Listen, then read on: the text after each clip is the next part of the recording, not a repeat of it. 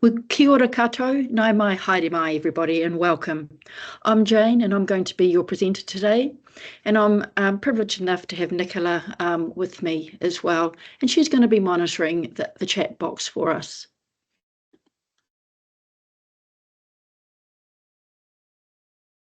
So today's webinar is about saving year-end headaches with a focus on the red meat and fibre sector.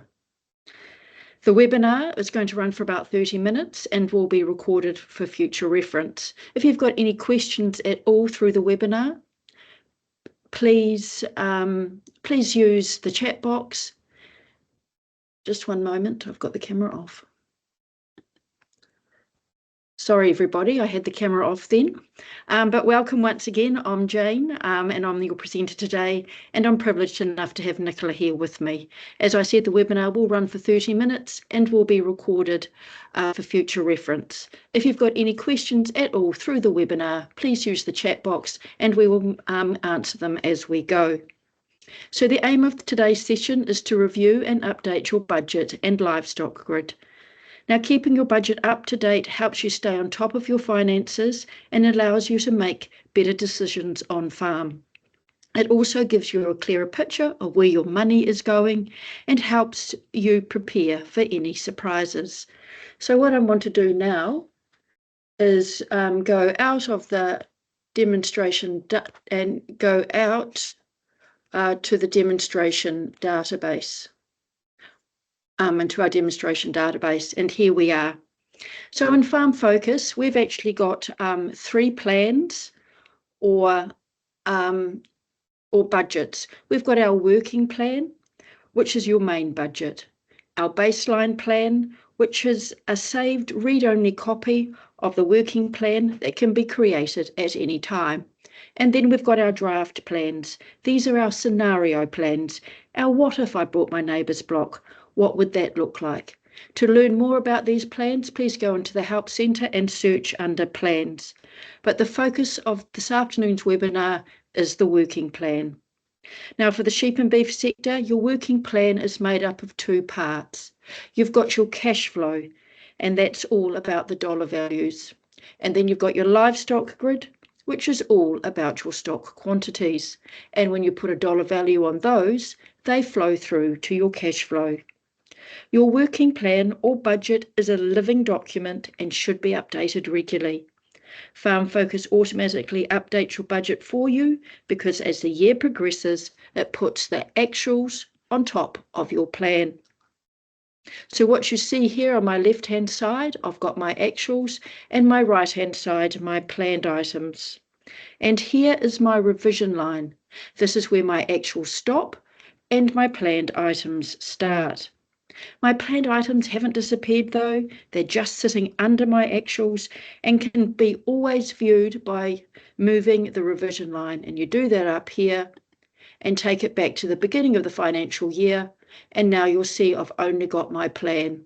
I can also view my actuals only if I'm interested, but the thing I'm most interested in is my revised working plan when I've got my actuals up to my latest month and my plan moving forward. Now, we would also recommend that you do a deeper dive or a deeper review of your budget at least a couple of times a year. Now, when you do that, it's totally up to you, but that deeper dive into your budget is what we're going to demonstrate today. Now, if you don't have a plan, you're only going to be seeing your actuals on the left-hand side, and this planned area is going to be blank. If that is you, and we know you're not alone, you can simply create a budget right now in Farm Focus. To do that, go back to your landing page, go to the 24-25 financial year and select Now. Because I've already got a budget, I'm going to go into the 25-26 year.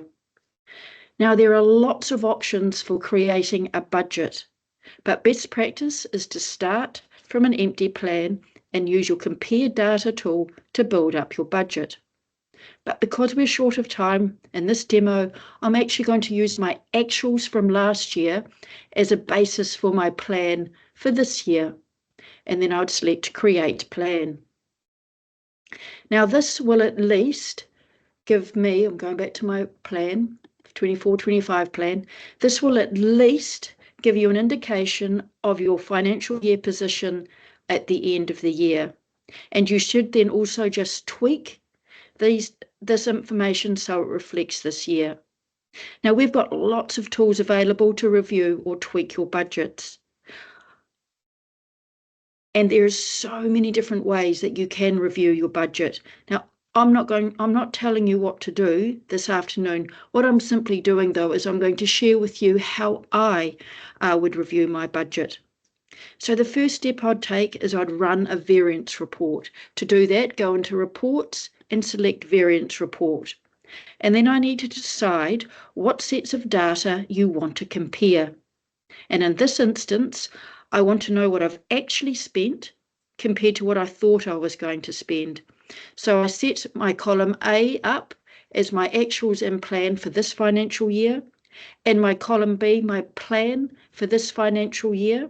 And I select the plan that I created at the beginning of the financial year, because this is what I committed to my shareholders I was going to achieve, and I want to see how I'm going compared to that plan. And then I'd press apply. Now, I don't have time to cover the review and interpretation of this report.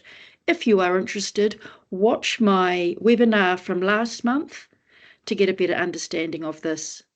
Now, if you're somebody that's actually got a really good budget and you're managing it correctly, you probably would want to review your year-to-date variance report, because this report shows you on a monthly basis, say for September, what you actually spent compared to what you thought you were going to spend, and what you actually spent compared to what you thought you were going to spend year-to-date. Again, I haven't got time to review that this afternoon, so watch my video from last month, or webinar from last month on that. So I'm now going to go back into our budget here. And when we created the budget, we recommend that you always start with income first and then move to expenses. And that's pretty standard practice. So I'm going to follow that same logic when I review my budget. And for the red meat sector, your income is all about your stock. So it's really important that you update your livestock grid. So I'm just going to give you a quick refresher of our livestock grid. Down here, we've got our stock classes. Now, we would recommend that you keep your livestock grid here simple and in a sensible order. So have your lambs or calves in the middle and your female stock aging up and your male stock aging down. You can click here onto these drop-down arrows and see all your livestock events. You've got your financial events and your non-financial events. We've got our opening numbers here on the left-hand side, our revision date here, where our actual stop and our planned items start, and over here we've got our year-end numbers, and then finally we've got our aged up closing numbers. Now I can click anywhere in the grid here. I'm just going to collapse that back up, but say I select here, this shows me my aging journey. So it's showing me that my 2 tooths are aging up to be my mixed age ewes. And what you enter in this grid here is your stock quantities. And when you put a dollar value on those, it feeds through to your cash flow. You'll also note that we've got 2 views. We've got our stock owned and our stock on farm view. Our stock owned is stock you physically own, whether or not it is on or off your farm.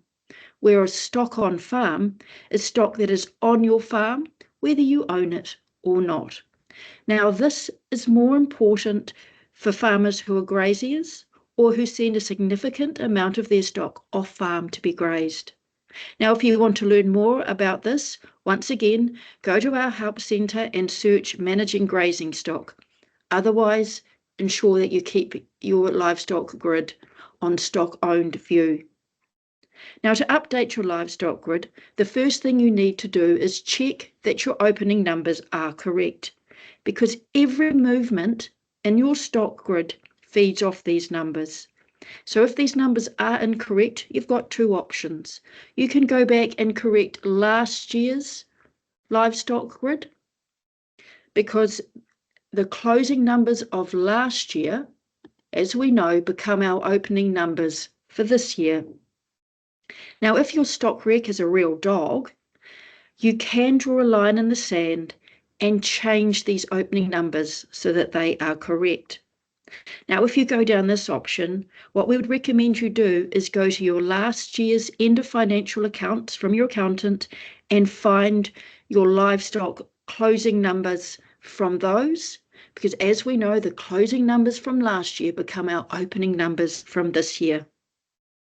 Now, to adjust these opening numbers, it's really simple. We just click into the cell here and we can just change our numbers here. So I'm going to change those to say 770, and then I press save. And when you do that, the number will change, but you also get this little red line here. Don't worry about that. It's just telling you that your closing numbers from last year differ to your opening numbers from this year.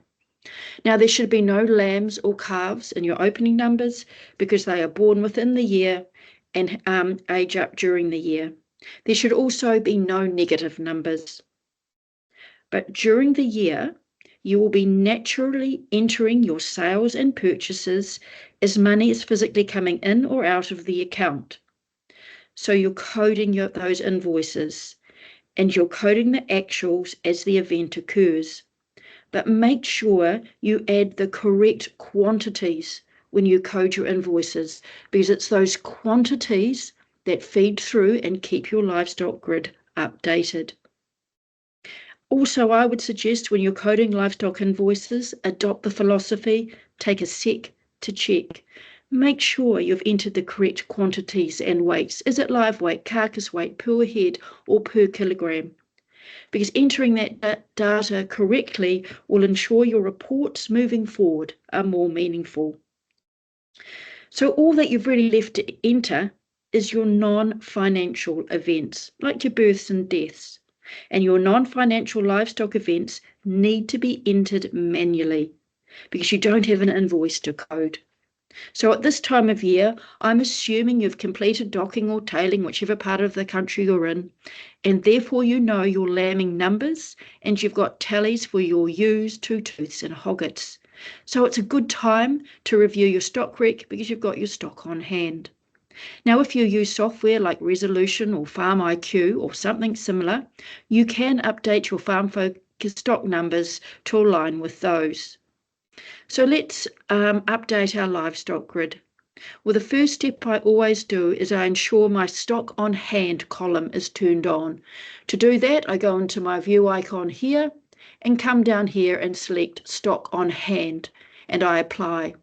And that gives me this additional column in my livestock grid. And this is telling me my stock on hand at the end of September. And I use these numbers to compare with the tallies that you've got at docking. So for example, here in my mixed age ewes, my farm focus tally is 2,940, but my tally from docking was 2,850. So 90 mixed age ewes must have died since the last time I did an actual tally. So I need to enter those deaths into my livestock grid.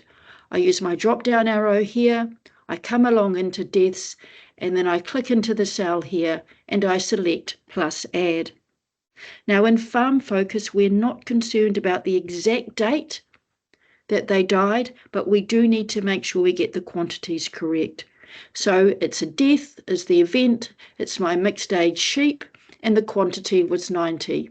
I can add a description if I like, and then I press save. And now you'll see those 90 deaths here in my livestock grid. And now my stock on hand tally in Farm Focus matches my stock on hand tally from docking. And so then I would snap that closed, and then I would methodically work down my livestock classes, two tooths, and then my ewe hoggets, following the same strategy. Now, if your tallies are way out, it may be worth using the non-livestock event missing. because the stock could simply be missing due to a hole in the fence, or they're hiding under a tree or whatever. And then next time you do a tally and you find them, just enter them as found. But now I'm going to move down to my births. Now, you can enter your births retrospectively into Farm Focus, and there are several options for entering births. But for ease, though, rather than differentiating between a ram and ewe lamb, it might be easier to birth them all as sale lambs, because then, when you sell them, it's so much easier to code. And towards the end of the year, when you know your exact numbers you're going to keep, transfer that number of sales lambs to ewe lambs so that they age up correctly in your livestock grid. Or if you know you're going to keep exactly 800 ewe lambs, you can birth 800 ewe lambs, and then whatever is left, birth as sale lambs. There's no right or wrong answer on way to do it. It's totally up to you. But when entering these births, you need to enter the parent code. That is what Farm Focus uses to calculate the lambing percentages of your primary and secondary breeders. And this feeds through into your performance reports. So when it comes to your primary breeders, though, there is no need to split out your mixed age ewes and two tooths, because they both contribute to your primary breeding percentage. But you can do as you like. But if you breed from your hoggets, make sure you enter these births separately with a parent code as hogget, as this is where we calculate your secondary breeding figures from. And for reporting purpose, Farm Focus does have the ability to adjust the number of hoggets you put to the ram to ensure your secondary breeding percentages are accurate. Now, due to time constraints, I'm just going to birth all lambs to be mixed age ewes. So I'm going to go into my sales, go along into births, click in here, plus add. The date's not important. The event is it's a birth. I'm birthing all sale lambs. This is where I enter my parent code, and I'm just going to enter it as mixed age ewes. But this is where you'd split out your lambs born to hoggets, and you'd enter the parent code as hoggets for those lambs. And then I need to enter the total, which is 5,000 in this instance, and a description if I wish, and then I save. I am now going to transfer out my 800 ewes lambs. So I'm going to do that by pressing plus add here. I'm transferring them out at the end of the year when I know my exact numbers. It's 800 that I'm keeping, and I'm going to transfer them in as ewe lambs, add a description if I wish, and then I'm going to press add, and that way these ewe lambs will age up appropriately. And what I need to do now, though, is update my plan to adjust for my sale numbers, because when I created my budget, the births I entered here were estimates, and now I know my exact numbers I have to sell. So what I do is I come along here to my year end of my sale lambs, and I want this tally here to be 0, as I'm not carrying any of these sale lambs through to next year. That's my status quo stock policy. Now, given this number is a negative number, it's showing me that I originally budgeted to sell 617 more lambs than I physically have. So I need to reduce my sales numbers accordingly. Now, how you do that is purely a management decision and will differ depending on the season and your circumstances. But again, for the purposes of the demo, I'm simply going to reduce my last sale in February by 617. To do that, I just pop into that cell here. I'm going to view this and open it up, and I want to adjust my quantity here by 617, which is 983 lambs I've got to sell. And now if I click in here, Farm Focus will automatically change that amount for me. As you can see, it's reduced significantly. Now, Now I've got 617 less lambs. I think I'm going to be able to grow them out better. So I'm actually going to change that to 34 kilograms per head of live weight. And once again, when I select that, Farm Focus automatically updates the amount for me. That is the benefit of putting this information, this detailed information, into these worksheets. And then I select Save. And out of here. And then I would do the same thing, following the same principle for my trade hoggets and wethers and size if I had any of those. And then I would move down to my beef stock categories or any other stock categories you have and follow the same principles.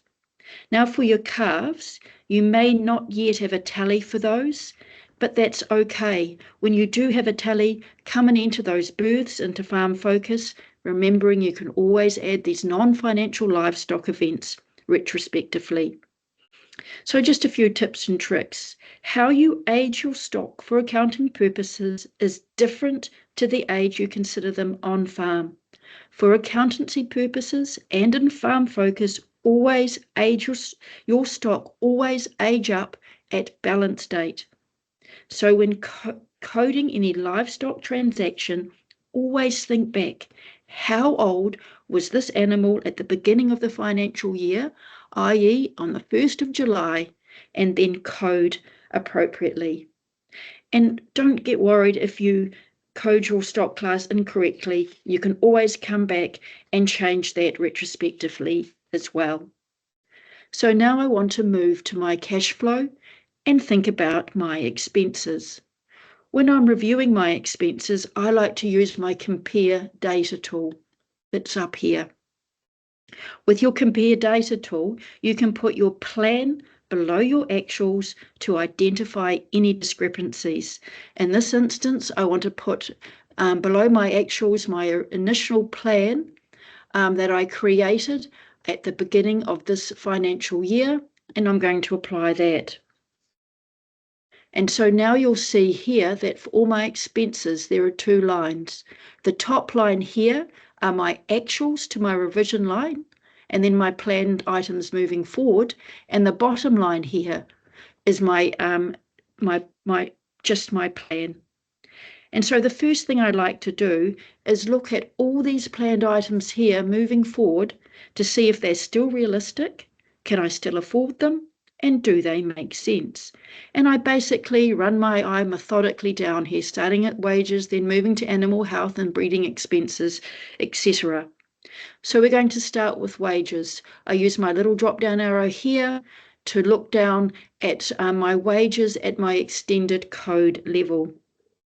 Now my permanent wages are going to stay the same, but my daughter hasn't managed to get a holiday job, so I've got to employ her over the summer break, and I'm going to employ her from December through to February, and I'm going to pay her $3,000 a month.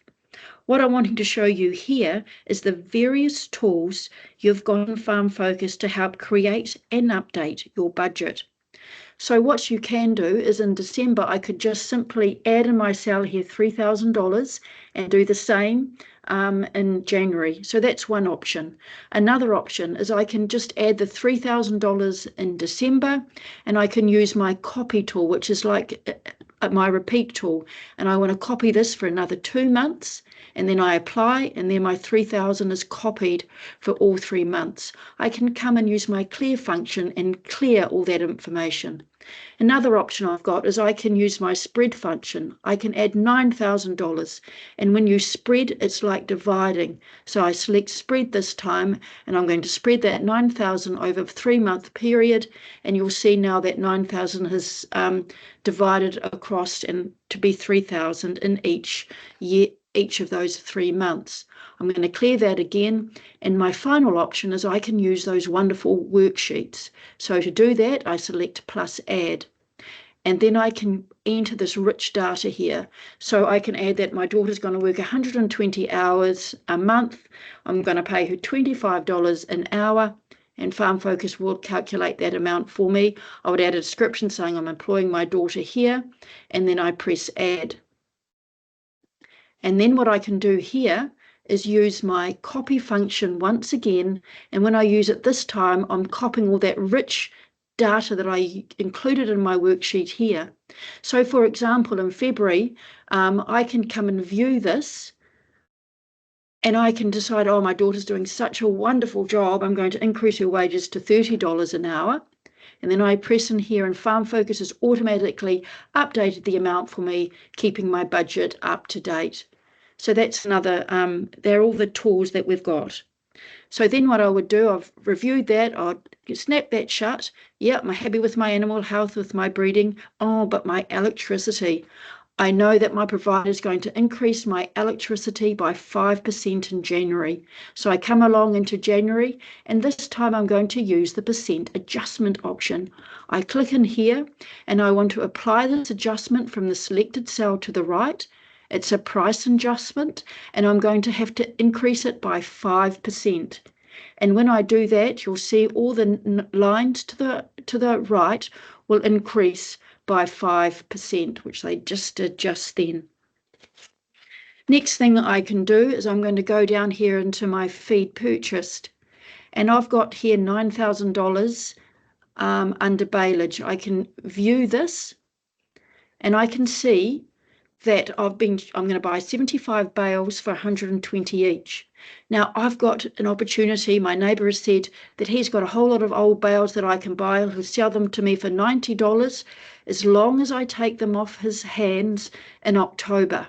So I change my total amount there to be $90, change my date to be October, and then I save, and now you'll see that that is reduced amount is moved now to October. And then I click it up, and I carry on walking through my budget. Now, next I want to show you is how you review your budget due to some changes caused by timing. So if I go down into my pasture renewal here, you will see here that I plan to do some general pasture renewal in October, but I actually did it in September. So you're seeing it twice in my budget.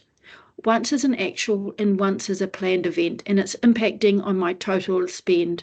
So what I need to do is just simply come in here and delete this because I've already done this activity in September.